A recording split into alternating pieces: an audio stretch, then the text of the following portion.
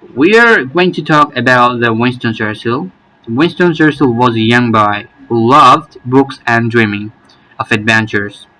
School wasn't easy for him, but he kept trying and never gave up. As he grew older, Winston became a leader in England.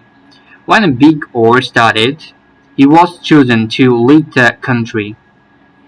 Winston gave powerful speeches, telling people to stay strong and never lose hope. His words help everyone keep going, even in difficult times. Thanks to Winston's leadership, England won the war. His story shows us that courage and hard work can help us overcome any challenge. Thank you very much to listen this. I hope that this audio is going to help you to improve your listening. Best wishes for you. Again, thank you very much to listen that.